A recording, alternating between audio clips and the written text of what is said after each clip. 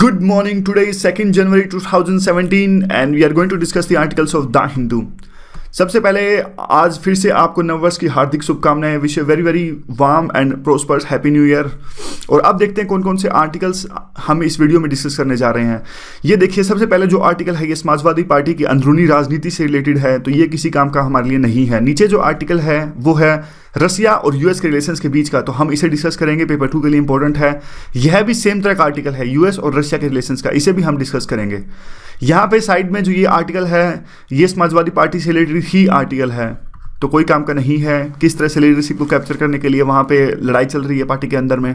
नीचे जो आर्टिकल है वो रिजर्वेशन से रिलेटेड आर्टिकल है, तो काफ़ी डेटा इन्होंने दिया है. और रिजर्वेशन से रिलेटेड जो आर्टिकल होते हैं काफ़ी हमेशा एक तरह से कंट्रोवर्शियल होते हैं, तो थोड़ा बहुत जो भी इंपॉर्टेंट होगा वो हम इसमें से डिस्कस करेंगे. ये जो आर्टिकल है देखिए, वो भी बिल्कुल मंडे को आपको पता है द हिंदू में एक कॉलम जारी होता है कि रीडर्स क्या पसंद करते हैं, इस टाइप की चीज़ें. और एक जो दूसरा अलग से आर्टिकल हम इकोनॉमिक्स टाइम्स का डिस्कस करेंगे. तो आज इतने सारे आर्टिकल्स हमें डिस्कस करने हैं. तो यूटिलिटी क्या है, जो यूएस और रशिया के बीच के रिलेशंस का जो आर्टिकल है उसकी यूटिलिटी हमारे पास है पेपर 2 के अंदर में. पेपर 2 के अंदर में इसका क्वेश्चन आ सकता है. किस तरह का क्वेश्चन आ सकता है यहाँ पर देखिए. The rising tensions have reignited the fears of new cold war, यानी जो अभी फिलहाल की जो टेंशंस हैं उससे जो कोल्ड वार की संभावनाओं को बल मिला है, इस तरह की बात है. इस पर आपको टिप्पणी करनी है. इस तरह क्वेश्चन आ सकता है. यहाँ पे देखिए, अब आर्टिकल की शुरुआत करते हैं. कंटेक्स्ट क्या है देखिए, बराक ओबामा के जो प्रेसिडेंट है अभी यूएस के, इन्होंने और ज़्यादा सैंक्शंस लगा दिए हैं रशिया के ऊपर में. पहला पॉइंट ये है. दूसरा पॉइंट, इन्होंने सैंक्शंस लगाने के साथ साथ जो 35 डिप्लोमेट्स हैं रशिया के, उनको यूएस से बाहर निकाल दिया है. उनको बिल्कुल भी 72 घंटे का टाइम दिया कि आप 72 घंटे के अंदर अंदर निकल जाएं. और इवन रशिया को एक स्पेशल एयरक्राफ्ट का अरेंजमेंट करना पड़ा उनको 72 घंटे के अंदर वहाँ से निकालने के लिए. और आरोप क्या लगा, क्यों ओबामा ने ऐसा किया? क्योंकि देखिए, आरोप यह था कि रशिया ने जो अभी आपको पता होगा हाल फिलहाल में जो यूएस में इलेक्शंस हुए थे, तो रशिया पर आरोप यह लगाया है कि इन्होंने अपने हैकर्स का इस्तेमाल करते हुए साइबर अटैक करवाए डेमोक्रेटिक पार्टी सिस्टम. यानी जो हिलेरी क्लिंटन जो थी वो डेमोक्रेटिक पार्टी से थी और ओबामा भी डेमोक्रेटिक पार्टी पे है, तो रशिया पे आरोप लगा कि इन्होंने साइबर अटैक करवाए डेमोक्रेटिक पार्टी के जो सिस्टम है वहाँ पे, और वहाँ के ईमेल चुराए. तो काफ़ी कुछ लीक हो गया विकीलीक्स के थ्रू, और काफ़ी एक तरह से रेपुटेशन हर्ट हुई डेमोक्रेटिक पार्टी का, जो कि हार का कारण बनी इस इलेक्शंस में. इस तरह की बात थी. और देखिए, अब जब ओबामा यहाँ पर चुन के आए थे तो ओबामा ने काफ़ी तरह की बातें की थी कि जैसे कि मैं अगर आऊँगा तो जो इलेक्शंस हैं, जो रिलेशंस हैं रशिया और यूएस के बीच में, उनको रीसेट कर दूंगा, अच्छे रिलेशंस बनाऊंगा. लेकिन हुआ क्या कि जो अब यूएस और रशिया के बीच में जो रिलेशंस हैं वो तो कोल्ड वार के बाद में, यानी कोल्ड वार के ख़त्म होने के बाद में सबसे निचले पॉइंट पे हैं, सबसे लोएस्ट लेवल पर हैं. इतने बेकार रिलेशंस तो कोल्ड वार ख़त्म होने के बाद कभी भी नहीं थे. और ओबामा पर उल्टा ही है, क्रिटिसिज्म लग रहा है कि घर में ओबामा का यूएस के अंदर इस बात पर क्रिटिसाइज होता है कि उन्होंने रशिया को काउंटर करने के लिए कुछ खास किया नहीं ज़्यादा. और दूसरा, इवन सीरिया में भी क्या हुआ, सीरिया में भी जब आपको पता था कि देखिए, सीरिया में यूएस सपोर्ट कर रहा था एंटी यस असद फोर्सेस जो हैं वहाँ पे, यानी जो फोर्सेस यहाँ पे देखिए आप सीरिया में देखिए, ये तो हैं असद फोर्सेस और ये हैं रिबल्स. कई तरह के रिबल्स वहाँ पर हैं. यूएस तो सपोर्ट करता है रिबल्स को, यूएस पैसा देता है इनको ताकि वो लड़ सकें असद से, और रशिया सपोर्ट करता है असद को और ताकि वो लड़ सकें रिबल से. तो सीरिया के अंदर में भी जो यूएस और रशिया है वो आमने सामने हैं. और एक क्रीमियन क्राइसिस हुआ था, आपको पता था कि यूक्रेन क्राइसिस हुए, उसमें एक क्रीमिया था पहले जो यूक्रेन का पार्ट था, वहाँ पे रशियन एथनिसिटी के लोग रहते थे. तो जब यूक्रेन की लड़ाई मतलब डिफरेंसेस आए रशिया के साथ में, तो रशिया ने क्या किया, वहाँ पे एक रेफरेंडम करवाया क्रीमिया के अंदर में, और क्रीमिया का वो पार्ट ले लिया यूक्रेन से. अपने आप क्रीमिया को रशिया में शामिल कर लिया गया. इस बात पर जो वेस्टर्न कंट्रीज थे उन्होंने काफ़ी सैंक्शंस लगाए उन्होंने रशिया पर, और उनको G8 से सस्पेंड भी कर दिया गया. तो इस तरह से अब जो डिफरेंसेस हैं वो देखिए. अब ये कीवर्ड हैं. अब आप कई बार पूछते हो कि कीवर्ड क्या होते हैं, तो कीवर्ड वैसे हम अब डिस्कस करेंगे क्योंकि वही बहुत इंपॉर्टेंट है. अब देखिए, जो ये सब कुछ डिस्कस किया हमने, 3-4 कीवर्ड इसमें सबसे इंपॉर्टेंट है. एक तो देखिए interference in the US election. ये सबसे, अगर एग्जामिनर को ये कीवर्ड दिख गया कि interference in the US election, बस वो कुछ नहीं पढ़ेगा, वो आपको मान लेगा कि हाँ इसने ये पॉइंट कवर किया है. दूसरा, सीरिया, ये भी एक कीवर्ड है. सीरिया कीवर्ड है कि सीरिया में किस तरह से यूएस और जो रशिया है इनके रिलेशंस, इनके जो इंटरेस्ट हैं वो आमने सामने हैं. तो ये छोटे छोटे कीवर्ड हैं. क्रीमियन क्राइसिस है, ये भी कीवर्ड है. इस तरह से कीवर्ड होते हैं, और कीवर्ड कोई आसमान से तो नहीं टपकते हैं, हमें ही बनाने हैं जो इंपॉर्टेंट वर्ड्स होते हैं. तो क्या रिपरकशंस क्या हो सकते हैं जो खराब रिलेशंस अभी यूएस और रशिया के बीच में हो रहे हैं? देखिए, रिपरकशंस जो वो हो रहे हैं कि नए कोल्ड वार की संभावना को बल मिला है इससे कि दोबारा से जो पहले कोल्ड वार में होता था कि एक आर्म्स राइवलरी और लड़ाई होती थी इन दोनों के बीच में, तो अब रिलेशंस खराब रहे तो वैसे ही सिचुएशन दोबारा से पैदा हो सकती है। यह बात देखिए बिल्कुल सच है। जो आज का रशिया है वो उस टाइम का कोल्ड वार का यूएसएसआर नहीं है। ना तो अभी आज के रशिया के पास में यूएसएसआर के समान वो इकोनॉमी है, ना ही वो इतनी ज़्यादा जो आर्म्स पावर थी वह है। फिर भी जो रशिया है बार बार यूएस का जो यूनिपोलर वर्ल्ड ऑर्डर है, यानी यूएस जो अपनी अकेले की पावर इस्टेब्लिश करना चाहता है पूरे वर्ल्ड के अंदर में, रशिया बार बार उसको चैलेंज करता है। और दूसरा ये कहते हैं कि ओबामा के जो सक्सेसर चुने हैं ट्रंप, और उनके चुने जाने के बाद में तो सिचुएशन और भी ज़्यादा कॉम्प्लेक्स हो जाएगी। कैसे? क्योंकि देखिए ट्रंप ने बार बार यह बात कही अपने कैंपेन के दौरान में कि वो रिलेशंस अच्छे कर देंगे रशिया के साथ में, और बाद में देखिए मॉस्को ने भी देखिए जब अब 35 डिप्लोमेट्स को एक्सपेल किया गया यूएस के अंदर से, तो पुतिन ने ऐसा कुछ नहीं किया, टिट फॉर टैट जैसे को तैसा की पॉलिसी नहीं अपनाई। उन्होंने कहा कि देखिए ये जो कदम उठाया गया ये ओबामा द्वारा उठाया गया है, और आगे जो ट्रंप चुन के आएंगे वो कैसा कदम उठाते हैं, वो कैसी पॉलिसीज अपनाते हैं हमारे विरुद्ध में, उसी के बाद में हम कुछ अपना स्टैंड लेंगे। इसीलिए इन्होंने 35 डिप्लोमेट्स के विरुद्ध में कुछ भी नहीं किया, क्योंकि वो देखना चाहते हैं कि ट्रंप की पॉलिसीज कैसे होंगी। तो देखिए क्वेश्चन क्या है? क्वेश्चन है कि ट्रंप करेंगे क्या? ट्रंप बिल्कुल तो ओबामा के खिलाफ जा नहीं सकते, क्योंकि अगर वो ऐसा करेंगे तो वो जो वहाँ पे अमेरिका की इस्टेब्लिशमेंट है उनका विरोध उनको करना पड़ेगा, और इस्टेब्लिशमेंट में तो उनकी खुद की पार्टी के लोग भी शामिल हैं, ब्यूरोक्रेट्स हैं, काफ़ी लोग हैं। अगर वो कुछ नहीं करते हैं रिलेशंस इंप्रूव करने के लिए तो टेंशन्स और ज़्यादा बढ़ेंगी। तो दोनों रास्ते हैं, देखिए करते हैं तो भी कुछ ना कुछ है, ना करते हैं तो भी कुछ ना कुछ है। और रशिया अब, लेकिन यह बात साफ है कि रशिया जो है अब एक दोबारा से टॉप चैलेंज उभर कर आ रहा है यूएस के साथ में। तो अब देखिए अगला आर्टिकल हम डिस्कस कर लेते हैं, वो भी इसी से रिलेटेड है। ये देखिए ओबामा और इनके बीच में काफ़ी टेंशन्स बढ़ गई हैं इस पूरे पिछले 3-4 सालों के अंदर में।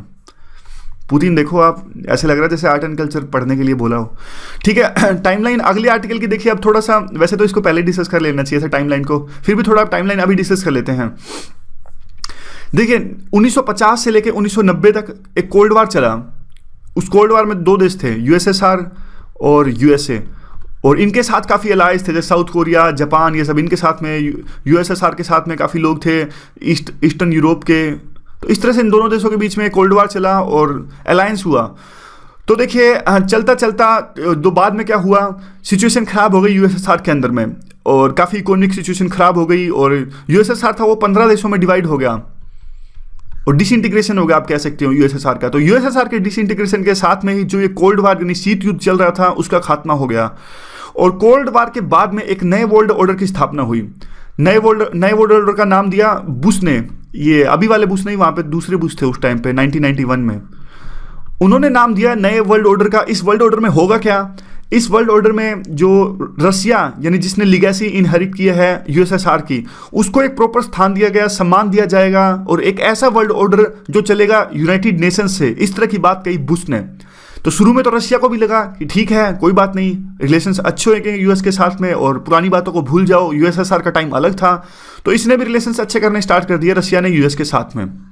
तो बाद में क्या हुआ, लेकिन धीरे धीरे रशिया को ऐसा लगा कि यूएस हमें बराबर का दर्जा नहीं दे रहा है, यूएस तो हमारे रिसोर्सेज को एक्सप्लॉइट कर रहा है और हमें ह्यूमिलिएट कर रहा है। क्यों? क्योंकि देखिए नाटो थी, नाटो जो ऑर्गेनाइजेशन है, नाटो आपको पता होगा, नाटो, अच्छा बताइए आप नाटो का हेडक्वार्टर है कहाँ? और उसके बाद में देखिए रशिया को ऐसा लगा कि नाटो जो कि कोल्ड वार के दौरान बनाई गई थी उसकी अभी जरूरत ही क्या है, फिर भी जो यूएस वो नाटो को डिसोल्व क्यों नहीं कर रहा है। तो एक तरह से नेशनल रिसर्जेंस स्टार्ट हुआ रशिया के अंदर में। रशिया के अंदर में दोबारा से वैसी भावनाएं आने लगी कि जो पहले हमारा पास्ट था वो काफ़ी अच्छा था, अब हमें यानी हमारी जो खोई इज्जत है उसको वापस हासिल करना है। इस तरह की बात निकल कर आई रशिया के अंदर में, और इस पूरे के पूरी चीज़ को कहते हैं नेशनल रिसर्जेंस। मतलब दोबारा से यूएस को टक्कर देने की जो सेंटिमेंट्स थे वो उभर कर आए कि हमें हमारी खोई इज्जत वापस हासिल करनी है। अब ये अगला आर्टिकल है, उसमें भी कई सारे एंगल्स हैं। देखिए जो कंटेक्स्ट था वो सब आपको पता है। अब बात यह निकल कर आती है कि यूएस और रशिया के बीच में काफ़ी कॉम्प्लेक्सिटीज, दोबारा से नए आर्टिकल की शुरुआत है तो थोड़ा तो आपको वैसा लगेगा कि थोड़ा रिपीटिशन हो रहा है, लेकिन रिपीटिशन करेंगे नहीं हम। देखिए, यूएस और जो रशिया के रिलेशंस हैं इसमें काफ़ी डाइवर्सिटी देखने को मिली। एक तरफ तो यूएस और रशिया ने मिलकर जो ईरान का काफ़ी कॉम्प्लेक्स इशू था, यानी जो ईरान पर आरोप लगे थे कि वो न्यूक्लियर वेपन्स बना रहा है अपने देश के अंदर में, तो रशिया और यूएस एक साथ आए, और भी काफ़ी देश थे, 6 कंट्रीज आए थे एक साथ में। और अच्छा बताइए कि 6 कंट्रीज जो एक साथ आए थे ईरान में डील करने के लिए, उनका नाम क्या है? क्या P5+1 है या फिर E3+3 है? इन दोनों में से इनका नाम क्या था? तो एक तरफ तो देखिए ईरान को न्यूक्लियर वेपन्स बनाने से रोकने के लिए एक साथ आए, और दूसरी तरफ ये सीरिया में अभी भी लड़ रहे हैं, प्रोक्सी वार चल रहा है वहां पे। प्रोक्सी वार ही तो है। अगर एक देखिए यहाँ पे, अगर रशिया एक बंदे को पैसे दे रहा है और यूएस दूसरे बंदे को पैसे दे रहा है और वो दोनों आपस में लड़ रहे हैं, तो एक तरह से रशिया और यूएस ही तो लड़ रहे हैं इनडायरेक्टली। तो एक तरह से वहाँ पे सीरिया के अंदर में प्रोक्सी वार चल रहा है, ईरान में साथ आए, और अभी क्या हुआ, 35 डिप्लोमेट्स को बाहर निकाल दिया। और शुरू में तो देखिए ऐसा कहा, थोड़ा सा इसका और कंटेक्स्ट है, मिला के देखिए पढ़ सकते थे दोनों आर्टिकल्स को, लेकिन मिला के पढ़ने में काफ़ी अरेंज करना पड़ता है आर्टिकल्स को, काफ़ी टाइम उसमें लग जाता। तो देखिए शुरू में तो जब ये डिप्लोमेट्स को, जब रशिया पर आरोप लगे कि उन्होंने इंटरफेरेंस करी यूएस इलेक्शंस के अंदर में, तो शुरू में तो यूएस ने इसको मानने से इनकार कर दिया, वहाँ की गवर्नमेंट ने, और उन्होंने कहा कि देखिए ऐसा कुछ भी नहीं है और हमारी जो इलेक्शन प्रोसेस है बिल्कुल फुल प्रूफ है, और अच्छे से इसको टैकल किया गया।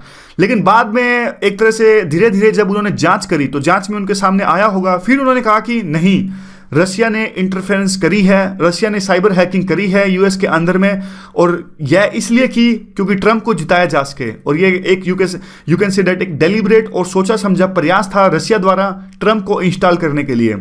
और ये देखिए 72 घंटों का समय दिया था, जैसा हमने अभी डिस्कस किया। रशिया का क्या व्यू है इस पूरे के पूरे जो मूव है, और जो दूसरे रिलेशंस खराब चल रहे हैं यूएस के साथ में, क्या इनका व्यू है रशियन का? देखिए एक फॉरेन पॉलिसी कंसेप्ट रिलीज हुई थी रशिया की फॉरेन पॉलिसी मिनिस्ट्री द्वारा, उसी से व्यू पता लगता है। तो इंपॉर्टेंट नहीं है, आप याद मत रखना ऐसी चीज़ें, भूल जाइए। हाँ, जो इंपॉर्टेंट है वो ये दिखते हैं। उन्होंने कहा देखिए जो पूरा का पूरा वर्ल्ड है, रशिया ने कहा कि पूरा का पूरा वर्ल्ड है जो आज एक ही चीज़ की कीमत चुका रहा है, वो क्या, कि यूएस और नाटो जो है अपनी लीडरशिप इस्टेब्लिश करके रखना चाहते हैं पूरी की पूरी दुनिया में, और इसी से इंस्टेबिलिटी पैदा हो रही है। ये कहते हैं कि देखिए सारी की सारी जो इंस्टेबिलिटी पैदा हो रही है नॉर्थ अफ्रीका से लेकर साउथ एशिया में, नॉर्थ अफ्रीका यानी कि वहाँ पे लीबिया जैसी कंट्रीज हैं, साउथ एशिया में भी ऐसी कंट्रीज हैं, पूरी की पूरी जो इंस्टेबिलिटी पैदा हो रही है वो सिर्फ इसी चीज़ से पैदा हो रही है कि यूएस और जो नाटो की फोर्सेज हैं वो अपनी पावर मेंटेन करना चाहती है वहाँ पे। तो रशियन फॉरेन पॉलिसी कहती है कि पॉलीसेंट्रिक वर्ल्ड ऑर्डर होना चाहिए, यानी एक ही पावर यूएस के रूप में नहीं बल्कि कई सारी पावर्स होनी चाहिए। पॉलीसेंट्रिक यानी पावर्स के कई सेंटर होने चाहिए, एक यूएस सेंटर होगा, एक रशिया सेंटर होगा, एक चाइना होगा, एक हमारा भारत भी होगा, इस तरह से पॉलीसेंट्रिक होना चाहिए। दूसरा कहते हैं कि अब देखिए जो रशिया की रिलेशनशिप है वो यूएस के साथ में, उसी कारण में जो रशिया की रिलेशनशिप है वो काफ़ी ज़्यादा क्लोज हो गई है चाइना के साथ में, यानी रशिया प्लस चाइना का एक गठबंधन उभर कर आ रहा है। और रशिया बार बार कहता है कि यूएस की जो पॉलिसीज़ हैं यूएस हमें कंटेन करना चाहता है, यानी रशिया आरोप लगाता है यूएस पे कि यूएस रशिया को दबा के रखना चाहता है। इसीलिए उन्होंने एक बैलिस्टिक मिसाइल डिफेंस का भी गठन किया, कंपोनेंट्स बनाए, और जो प्रोवोकेटिव जो मिलिट्री एक्टिविटीज़ है रशिया के जो बॉर्डर्स पर, वो भी इसीलिए क्योंकि जो यूएस है रशिया को दबा कर रखना चाहता है। बस यही है, आगे देखते हैं क्या है। आगे जो दूसरे जो रशिया के जो स्पोक्स पर्सन है, फॉरेन मिनिस्ट्री के स्पोक्स पर्सन, उन्होंने तो ओबामा को साफ साफ जिम्मेदार ठहराया। उन्होंने कहा कि जो रिलेशंस खराब हुए हैं रशिया और यूएस के बीच में, कहीं ना कहीं जिम्मेदार उसके लिए स्पेशल ओबामा है, और जो इनके सेक्रेटरी हैं जो कैरी, उनके लिए तो इनकी बल्कि तारीफ करी। तो देखिए जो कोलैप्स हुआ, अब ये कह रहे हैं कि जैसे रशिया और अमेरिका के बीच में सीरिया में 2 बार सीज फायर इस्टेब्लिश करने की कोशिश की गई, इनडायरेक्टली जो पैसा दे रहे हैं रिबल्स के बीच में, लेकिन पहली बार तो फरवरी में जो सीज फायर साइन हुआ वो तो थोड़े दिन तक चला, बाद वाला तो बिल्कुल भी नहीं चला। वो तो सितंबर में जो अभी किया था वो तो उसी टाइम जो समझौता था वो निरस्त हो गया, और यूएस ने बमबारी कर दी सीरियन फोर्सेस के खिलाफ में। नाटो जो अलायंस था, देखिए नाटो जो अलायंस आया था रशिया का था, ये तो आया था कोल्ड वार के दौरान में। तो अभी ये क्यों है? अभी ये है इसलिए है क्योंकि जो यूएस हमें दबा के रखना चाहता है। दूसरी बात कहते हैं देखिए जो नाटो अलायंस आया था वो आया तो देखिए यूएसएसआर के दृष्टिकोण से था, लेकिन अब जो प्रॉब्लम्स हैं वो ज़्यादा दूसरे टाइप की हैं। अब जैसे इस्लामिक लॉजिक, ये आर्टिकल में लिखते हैं कि इस्लामिक लॉजिक की प्रॉब्लम है कि इस्लामिक टेररिज्म जो है, जिहादिस्ट यानी जो रेडिकल इस्लाम है, वो अलग तरह की प्रॉब्लम फेस कर रहा है नाटो के सामने, और नाटो अभी तक जो डेवलप हुआ था वो इस प्रॉब्लम को टैकल कर पाने में सक्षम है नहीं। लेकिन इसका मतलब यह नहीं है कि नाटो इग्नोर कर रहा है रशिया को भी इग्नोर नहीं कर रहा है। यहाँ पे देख लीजिए आप, जो नाटो का एक समिट हुआ था वहाँ पे ओबामा ने कहा था कि नाटो के सामने अब दो तरह की दिक्कतें सबसे ज़्यादा हैं। ईस्ट बॉर्डर पे है रशिया की दिक्कत और साउथ ईस्ट से है इस्लामिस्ट ग्रुप्स की दिक्कत। तो दो तरह की दिक्कत ऐसी हैं जिनको नाटो से डील करना है। और आगे आता है देखिए ट्रंप अब जो चुन के आए हैं तो किस तरह की संभावनाएं पैदा हो रही हैं। ये कहते हैं देखिए, ट्रंप ने अपने इलेक्शन कैंपेन के दौरान कहा था कि नाटो की तो जरूरत है ही नहीं, और नाटो की अगर जरूरत है तो उसका ज़्यादा फोकस होगा इस्लामिस्ट थ्रेट्स पर, यानी रशिया को छोड़कर इस्लामिस्ट जो थ्रेट्स हैं, रेडिकल इस्लाम की जो खतरा पैदा हो रहा है दुनिया के अंदर में, इसको काउंटर करना चाहिए नाटो को। और बाद में पुतिन ने ऐसा भी कहा था कि अगर मैं सत्ता में आया तो रशिया के साथ में रिलेशंस अच्छे करूंगा। और इवन देखिए जो ट्रंप है उनको कोई दिक्कत नहीं है, ओबामा को कई चीज़ों से दिक्कत है कि जैसे रशिया में ह्यूमन राइट्स के वायलेशन होते हैं, ट्रंप को इस तरह की किसी दिक्कत नहीं है। ट्रंप कहता है कोई बात नहीं, हमें कोई दिक्कत नहीं है। और ट्रंप दूसरा ये कहते हैं कि ट्रंप को यह भी चैलेंज करते हैं, जो रिपब्लिकन कोलिग्स हैं उनकी पार्टी के जो लोग हैं वो लोग ये कहते हैं कि रशिया है वो बड़ी दिक्कत है, और लेकिन ट्रंप कहते हैं कि जो रेडिकल इस्लाम है वो बड़ी दिक्कत है। तो एक तरह से चैलेंज करना पड़ेगा उनको, अपनी पार्टी के लोगों को भी। और यूएन में जो समिट हुआ था 2015 में, वहाँ पुतिन ने एक ऐसी बात कही थी कि आतंकवाद से लड़ने के लिए एक बड़ा गठबंधन, बड़ा अलायंस होना चाहिए, जैसा कि अलायंस बनाया गया था सेकेंड वर्ल्ड वॉर के दौरान हिटलर के खिलाफ में। आपको याद होगा हिटलर के खिलाफ लड़ने के लिए कम्युनिज्म और कैपिटलिज्म दोनों एक साथ आए थे, यानी दो धुरी हो गई। यहाँ देखिए दोनों डिफरेंट डायरेक्शन में जाने वाली आइडियोलॉजीज, कम्युनिज्म जो कि बनता ही, कम्युनिज्म की आइडियोलॉजी बनी है वो बनी ही कैपिटलिज्म के खिलाफ है, ये दोनों एक साथ आए हिटलर से लड़ने के लिए, फासिज्म से लड़ने के लिए। तो पुतिन कहते हैं अभी भी इसी तरह के अलायंस की आवश्यकता है। उसके बाद में ओबामा कहते हैं कि देखिए उसके बाद में ट्रंप को ऐसी भी कोई दिक्कत नहीं है, जैसे ओबामा को दिक्कत है कि असद को सत्ता से बाहर निकालना है सीरिया के अंदर से, लेकिन ट्रंप को ऐसी कोई दिक्कत नहीं है। वो कहते हैं कि असद अगर सीरिया में रहे तो कोई बात नहीं, रशिया के साथ रिलेशंस अच्छे होने चाहिए। बाद में कौन कौन से चैलेंजेस हैं, देखिए और चैलेंजेस हैं, ट्रंप को काफ़ी दिक्कतें आएंगी। जैसे ट्रंप ने कहा था कि ट्रंप ने ऐसा कहा था कि अगर वो सत्ता में चुनकर आए तो ईरान के साथ में जो न्यूक्लियर डील साइन हुई है यूएस की, और जो साइन की गई थी P5+1 की सहायता से, उसका आंसर आपको दे दिया मैंने अभी से। और तो वो कहते हैं कि अगर मैं सत्ता में आया तो ईरान के साथ में जो डील साइन हुई है उसको निरस्त कर दिया जाएगा, इनवैलिडेट कर दिया जाएगा। लेकिन इस डील को सपोर्ट किया था काफ़ी रशिया ने। अगर ट्रंप इस डील को निरस्त करते हैं तो रशिया के साथ उनके रिलेशंस खराब होने का खतरा रहेगा हमेशा। और पुतिन, अब देखिए दूसरी ये पॉलिसी ये है कि जो पुतिन है वो उन्होंने काफ़ी अच्छा काम किया है।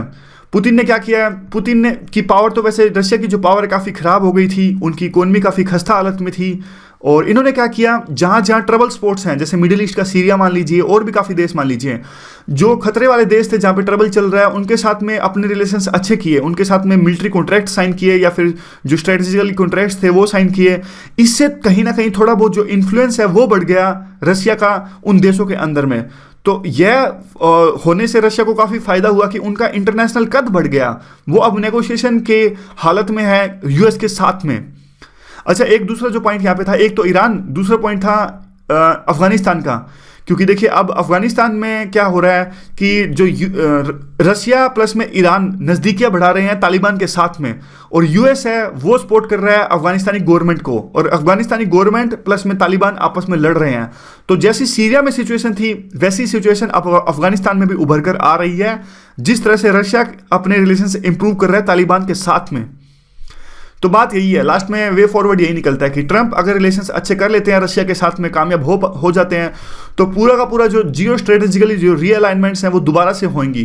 क्योंकि अभी तो देखिए यूएस प्लस में इंडिया, जापान, ऑस्ट्रेलिया, इस तरह गठबंधन है, दूसरी साइड में रशिया, चाइना और इस तरह का है। अगर रशिया इस खेमे में आ जाता है, यानी इनके देश में अच्छे रिलेशंस हो जाते हैं, तो एक तरह से दोबारा से जो साउथ चाइना सी में डिस्प्यूट चल रहा है वो भी नए सिरे से उभर कर आएगा।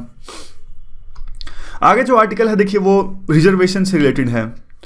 तो रिजर्वेशन से रिलेटेड आर्टिकल्स हमेशा से कंट्रोवर्शियल होते हैं। और देखिए ये कहते हैं आर्टिकल के अंदर में, जो जिन्होंने आर्टिकल लिखा है वो कहते हैं कि जो रिजर्वेशन का टॉपिक है हमेशा पैशनेट रिस्पॉन्सेज लाता है, और ये टॉपिक जो होता है हमेशा ज़्यादा हीट प्रोड्यूस करता है, इवन लाइट से भी ज़्यादा।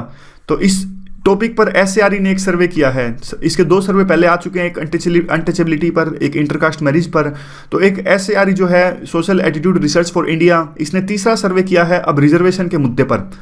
इन्होंने कहा कि देखिए ज़्यादातर जो लोग होते हैं, पढ़े लिखे लोग भी, और जो अच्छी कम्युनिटी से बिलोंग करते हैं, यानी जो वेल टू डू कम्युनिटी, जिनके पास अच्छा खासा पैसा है, सोशल स्टेटस अच्छा है, वो यह महसूस करते हैं कि जो गवर्नमेंट जॉब्स में किसी तरह की रिप्रेजेंटेशन के साथ कॉम्प्रोमाइज़ नहीं होना चाहिए, इस तरह की ये बात करते हैं। लेकिन वो कहते हैं कि पढ़े लिखे लोग ऐसी बात क्यों करते हैं? तो 3 रीजन्स इसके देते हैं हम। तो 3 रीजन्स को हम फेवर और अगेंस्ट में यूज कर सकते हैं रिजर्वेशन के। पहली बात तो ये है कि कुछ लोग जैसे कि जो पढ़े लिखे लोग जो रिजर्वेशन को नकारते हैं, वो ऐसी बात कहते हैं कि हर चीज़ में, जॉब्स में और बाकी चीज़ों में मेरिट सबसे पहला एक इंस्ट्रूमेंट होना चाहिए। मेरिट एक कम से कम मेरिट के थ्रू हमें डिसाइड करना चाहिए कि कौन कितना डिजर्व करता है। और कहते हैं कि देखिए जैसे एग्ज़ाम में कि रिजर्वेशन के थ्रू कुछ ज़्यादा पॉइंट्स या कम ज़्यादा पॉइंट्स देते हैं रिजर्वेशन के थ्रू, तो ये गलत है। उसके काउंटर में पॉइंट ये आता है कि जो रिजर्व कैटेगरी के लोग होते हैं उनको काफ़ी दिक्कतों का सामना करना पड़ा था स्कूल के दौरान में और जॉब लेने में, इसलिए जो रिजर्वेशन इनको दिया जाता है वो एक यूजफुल टूल है एक लेवल प्लेइंग फील्ड इस्टेब्लिश करने के लिए। तो यह तो पहला पॉइंट। दूसरा पॉइंट जो है, जो लोग अपोज करते हैं वो ये कहते हैं कि इक्वालिटी होनी चाहिए, और जो लोग देखिए काउंटर करते हैं वो कहते हैं कि जो रिजर्वेशन दिया जाता है वो इक्वालिटी लाने के लिए ही तो है। और तीसरा जो पॉइंट है वो ये है कि जो लोग अपोज करते हैं वो कहते हैं कि रिजर्वेशन जो है वो इनकम एक क्राइटेरिया होना चाहिए, यानी सिर्फ आप देखिए सोशल बैकग्राउंड यानी कास्ट के आधार पर मत दो, एक इनकम भी क्राइटेरिया होना चाहिए कि कौन कितना गरीब कौन कितना अमीर है। और इसके काउंटर में पॉइंट आता है कि जो रिजर्वेशन लाया गया था वो एंटी पॉवर्टी यानी गरीबी को खत्म करने के लिए नहीं लाया गया था कि गरीबी की पैसा एक क्राइटेरिया होना चाहिए। रिजर्वेशन जो आया था वो आया था एक दूसरी टाइप के जो पास्ट में जो सोशल इकोनॉमिक जो सर्कमस्टांसिस थी या फिर किसी तरह का डिफ्रेंशिएशन किया गया उसको काउंटर करने के लिए आया था। अगर गरीबी ही एक मुद्दा होता तो गरीबी को काउंटर करने के लिए तो सरकार ने वैसे ही काफ़ी सारी पॉलिसीज चला रखी हैं, एंटी पॉवर्टी प्रोग्राम्स जैसे कि मनरेगा और उजाला, काफ़ी तरह की स्कीम्स आती हैं। तो इस तरह के जो पॉइंट्स हैं वो प्लस में और नेगेटिव में। तो हमें तो दोनों व्यू लिखने हैं अपने आंसर के अंदर में। तो अगला वे फॉरवर्ड क्या होता है इसका? आर्टिकल लिखने वाले अपना वे फॉरवर्ड में अपना व्यू पॉइंट लिखते हैं। ये कहते हैं कि देखिए रिजर्वेशन एक ऐसा टूल है जो कि ना सिर्फ इंडिया में बल्कि काफ़ी देशों में इसे यूज़ किया गया है। एक बढ़िया एफर्मेटिव एक्शन है जिससे कि जो ह्यूमन प्रिजुडाइस हुआ था पास्ट के अंदर में किसी भी मुद्दे पर, जैसे कि race, gender, ethnicity, religion, caste और भी कोई भी आइडेंटिटी हो, उसको पाटने के लिए उस जो गैप था उसको पूरा करने के लिए एक रिजर्वेशन एक अच्छा टूल है, ऐसी बात करते हैं।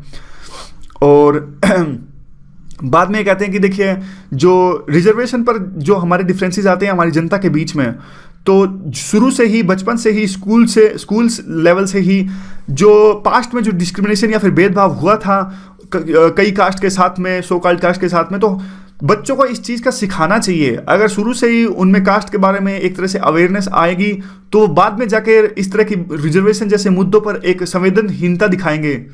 संवेदनशीलता, हिंता नहीं, संवेदनहीनता तो डेप्रिविनाइज हो जाएगा, संवेदनशीलता दिखाएंगे। तो ये रिजर्वेशन का मुद्दा था। देखिए 3-4 पॉइंट थे। वैसे रिजर्वेशन के मुद्दे पर काफ़ी पॉइंट्स हैं, देखिए जो मैं आपको बताऊं आप आंसर में यूज कर सकते हो। ये आर्टिकल में नहीं दिए, ये आप आंसर में यूज कर सकते हो। किसी का व्यू पॉइंट नहीं है, हमें जो भी डिस्कस करना है आंसर के दृष्टिकोण से डिस्कस करना है। देखिए जब भी रिजर्वेशन का मुद्दा आता है तो आप ये जरूर लिखिएगा कि कम से कम आप इसे सपोर्ट करते हो या ना करते हो, लेकिन रिजर्वेशन एक ऐसा टूल है जो कि काफ़ी एक ह्यूमन रिसोर्स पावर है हमारे देश के अंदर में, जो कि आप कह सकते हैं कि उनको ऊपर उठाने में, उनको ऊपर लाने में सहायक हो सकता है। और इवन जो डिग्निटी, जैसे कि कई सेक्शंस की जो डिग्निटी है उसको ऊपर उठाने के लिए भी रिजर्वेशन का यूज हो सकता है। और तीसरा जो पॉइंट है, जैसे अम्बेडकर का जो व्यू पॉइंट है, हमारे कॉन्स्टिट्यूशनल मेकर्स ने इसको सपोर्ट किया था। और तीसरा जो देखिए अगेंस्ट में इसमें कौन कौन से पॉइंट यूज कर सकते हैं जब भी आए, तो अगेंस्ट में आप सुप्रीम कोर्ट का व्यू लिखिए। सुप्रीम कोर्ट ने ऐसा कहा था कि रिजर्वेशन अभी तक चल रहा है, यही रिजर्वेशन का सबसे बड़ा क्रिटिसिज्म है कि ये सुप्रीम कोर्ट ने ऐसा कहा था कि रिजर्वेशन में काफ़ी खामियां हैं, कि जो कास्ट एक बार शामिल हो गई उसमें कोई भी चेंज नहीं लाया गया है। यानी जब आज़ादी मिली थी उसके बाद में अभी काफ़ी जो कास्ट है उनमें काफ़ी चेंज हो गया है, कुछ कास्ट है उनमें प्रॉस्पेरिटी आई है, तो जो पूरी की पूरी रिजर्वेशन की लिस्ट है उसमें चेंज आना चाहिए। और जो इसका वे फॉरवर्ड जब भी आपको लिखना हो रिजर्वेशन का, तो वे फॉरवर्ड आप ऐसे लिखिएगा कि यूएस का एक एग्जांपल है वे फॉरवर्ड में कि रिजर्वेशन जो है वो एक टेम्परेरी टूल होना चाहिए, कि जब तक कि जो उनके साथ में डिस्क्रिमिनेशन या जो भेदभाव जिसकी बात आप लोग करते हैं कि वो ठीक हो जाए, लेकिन बाद में जो परमानेंट सॉल्यूशन इस बात का निकलता है वो निकलता है स्किल्स का, कि कैसे एक स्किल बिल्डिंग का मिशन हो। ठीक है, तो इस तरह से वे फॉरवर्ड हो सकता है। मैं दोबारा से कहता हूं सारे के सारे जो व्यूज हैं, मेरा कोई भी व्यू इसमें नहीं है, सिर्फ वो व्यूज हैं जो आंसर्स में यूज कर सकते हैं हम। इससे देखिए पहले क्या होता था, एक दो सेकंड का आपको बताता हूँ। शुरू में क्या होता था, जब डिस्कस करना हमने स्टार्ट किया था तो कुछ बच्चों को यूँ लगता था कि, कुछ जो फ्रेंड्स हैं उनको यूँ लगता था कि ये जो व्यूज़ हैं वो मेरे व्यूज़ हैं। तो कई बार क्या होता था, जो मैसेज मिलते थे, मेल आती थी कि ये जो आपने व्यू लिखा है मैं इससे बिल्कुल भी सहमत नहीं हूँ। तो मैं उनको कन्विंस कराता था कि भाई मेरा कोई व्यू नहीं है, जो ये व्यू है, कई बार तो कटिंग्स भी उनको फोटो लेके भेजनी पड़ी कि जो व्यूज़ हैं ये एडिटर के व्यू हैं। तो पहले से बता रहा हूँ क्योंकि रिजर्वेशन तो वैसे ही काफ़ी कंट्रोवर्शियल है। तो देखिए बाद में आगे इकोनॉमिक्स टाइम्स का एक आर्टिकल है कि नरेंद्र मोदी जो हमारे प्रधानमंत्री है, उन्होंने एक स्पीच को संबोधित किया। उन्होंने नए साल के मौके पर नेशन को संबोधित किया और काफ़ी तरह की रिलीफ्स और वेलफेयर मेजर्स चलाए गए काफ़ी डिफरेंट सेक्शंस के लिए। और लेकिन इसमें उन्होंने किसी तरह की जो सक्सेस वो क्लेम नहीं करी नोटबंदी के खिलाफ में, नोटबंदी के रिगार्डिंग में। यानी नोटबंदी जिस मकसद से चलाई गई थी ऐसी कोई सक्सेस प्रधानमंत्री ने क्लेम नहीं करी। हो सकता है वो बाद में करें। और प्रधानमंत्री ने देखिए कुछ ऐसा भी अनाउंस नहीं किया कि उम्मीद यह की जा रही थी कि जो पैसा गवर्नमेंट ने कमाया है नोटबंदी के बाद में उन पैसों को ट्रांसफ़र किया जाएगा जन धन अकाउंट्स में, ऐसी उम्मीद की जा रही थी। लेकिन प्रधानमंत्री ने ऐसा भी कुछ नहीं किया। और आगे देखते हैं मेजर्स क्या क्या लिए गए पीएम के द्वारा में। जो मेजर्स लिए गए हैं उससे तो देखिए जो बर्डन है बैंक्स के ऊपर में और भी ज़्यादा बढ़ गया है। तो किस तरह के मेजर्स लिए गए? 4% जो है इंटरेस्ट रेट कम कर दी गई हाउसिंग लोन के लिए। और यानी हाउसिंग लोन अभी आप लेते हो 9 लाख तक का तो आपको 4% कम इंटरेस्ट रेट देना पड़ेगा। ब्याज दर जो है वो कम कर दी गई। और 3% ब्याज दर है वो कम कर दी गई अगर आप हाउसिंग लोन लेते हो 12 लाख रुपए तक का। और 8% जो है वो इंटरेस्ट रेट मिलेगा सीनियर सिटीजन्स को, क्योंकि देखिए सीनियर सिटीजन्स जॉब नहीं करते तो उनका तो जो पहला पैसा कमाया हुआ है उसी पर उनको थोड़ा बहुत उसी से वो काम चलाते हैं। इसलिए सीनियर सिटीजन्स के लिए हमेशा जो इंटरेस्ट रेट होती है वो ज़्यादा होती है। और उसके बाद में क्या है कि ज़्यादा क्रेडिट दिया जाएगा जो small and medium based industries हैं, जो किसानों के जो लोन है वो माफ़ कर दिए जाएंगे। और एडिशनल पेपर वर्क, इससे हुआ क्या है देखिए, जो एडिशनल पेपर वर्क है, कागज़ वर्क है, वो बहुत ज़्यादा बढ़ गया है। जो दूसरी तरह की जैसे क्रेडिट गारंटी स्कीम्स है स्मॉल बिजनेस के लिए जो गवर्नमेंट चला रही है, और इवन जो हालात हैं वो और भी ज़्यादा बद से बदतर हो गए हैं डिमोनेटाइजेशन के बाद में। देखिए अब आर्टिकल वाले लिखते हैं कि जो सारा का सारा जो बर्डन है नॉर्मलसी लाने के लिए, यानी नोटबंदी के बाद में एक तरह से जो इंस्टेबिलिटी पैदा हुई थी हमारी इकोनॉमी में, उसमें नॉर्मलसी लाने के लिए प्रधानमंत्री ने सारा का सारा जो बर्डन दे दिया है वो बैंक्स को दे दिया है। और गवर्नमेंट क्या कर रही है, गवर्नमेंट सिर्फ बैंक्स को डायरेक्शंस दे रही है, अपने आप से कुछ नहीं कर रही है, ऐसा ही लिखते हैं। वे फॉरवर्ड है क्या? वे फॉरवर्ड यह है कि देखिए गवर्नमेंट को कुछ ना कुछ करना पड़ेगा बैंक्स के लिए जब अब बजट सामने आ रहा है। अगर वो चाहते हैं कि जैसे हमने आरबीआई की रिपोर्ट में भी पढ़ा था कि बैंक्स की जो हालत है काफ़ी रिस्क भरी है, इसलिए अगर बैंक से रिस्क निकालना है तो आरबीआई को, जैसे बैंक से रिस्क निकालना है तो गवर्नमेंट को कुछ ना कुछ करना पड़ेगा बैंक्स के लिए इस बजट में, आने वाले बजट में। और इसके अलावा प्रधानमंत्री ने 6,000 रुपये देने की घोषणा जो करी है प्रेग्नेंट वुमन को, उसका प्रावधान तो, उसका प्रोमिस तो पहले से किया गया था फूड सिक्योरिटी एक्ट 2013 में। और फिर ये लिखते हैं कि टैक्स कलेक्शंस तो इस बात पर डिपेंड करेगी कि टैक्स, अरुण जेटली ने जैसे कहा था कि टैक्स कलेक्शंस हैं वो बढ़ने वाली हैं, तो ये कहते हैं कि टैक्स कलेक्शंस बढ़ेगी या घटेगी वो तो इस बात पर डिपेंड करता है कि जो इस नोटबंदी के शौक को कैसे हमारी इकोनॉमी झेल पाएगी। और बाद में बात यही लिखते हैं कि जो इस बात का पता तभी लग जाएगा जो पीएम ने काफ़ी मेजर्स, वेलफेयर मेजर्स चलाए हैं वो टेस्ट करेंगे कि फिस्कल डिसिप्लिन कैसा होगा, यानी पैसा ज़्यादा आएगा या फिर कम आएगा। तो इस आर्टिकल को हम यूज़ कहाँ कर सकते हैं? देखिए इस आर्टिकल को हम कभी भी मतलब कम ही यूज़ कर सकते हैं, लेकिन इस तरह के आर्टिकल्स हम थोड़ा थोड़ा 2-2 मिनट में डिस्कस करता जाएं तो हमारी इकोनॉमी के बारे में थोड़ी थोड़ी नॉलेज बढ़ती जाएगी। एक एक इकोनॉमी के बारे में थोड़ा हमारे दिमाग के चक्षु खुलते जाएंगे, बस, और ज़्यादा कुछ नहीं। और दूसरा एक बात आपको बताना चाहूँ, जो रशिया और यूएस का आर्टिकल था इसमें भी काफ़ी सारे पॉइंट्स ऐसे होते हैं, थोड़ा ध्यान दीजिएगा आप। जैसे अभी क्या हुआ है, डिप्लोमेट्स निकाल दिए और कुछ हो गया, ये चीज़ें दिन प्रतिदिन की चीज़ें हैं, ये होती रहती हैं। ये जैसे अब आपको पता होगा कि जो मेंस का एग्जाम होगा वो तो अक्टूबर में होगा, तब तक तो क्या पता क्या क्या हो जाएगा। लेकिन बार बार इन आर्टिकल्स को डिस्कस करते रहेंगे तो क्या होगा, एक लेवल के बाद में ये चीज़ें आपको कॉमन सेंस लगने लगेंगी। ये रशिया और यूएस तो आपके दोस्त बन जाएंगे, आपको लगेगा जैसे आपके दोस्त सुनील या फिर सोनू लड़ रहे हैं आपस में, रशिया और यूएस ऐसे लड़ रहे हैं। फिर जो कई बार जैसे प्रॉब्लम्स आती हैं इंटरनेशनल रिलेशन को समझने में, वो प्रॉब्लम नहीं आएगी। ये जो सारी चीज़ें हैं इवन हमको रिवीजन की भी जरूरत नहीं पड़ेगी। ये रिलेशन, इंटरनेशनल रिलेशन हमें ऐसे लगने लगेंगे, अरे ये तो हमारे दोस्त लड़ रहे हैं आपस में, कॉमन सेंस लगने लगेंगी। तो बस यही था। तो आज के डिस्कशन में बस इतना ही। Thank you very much for discussion.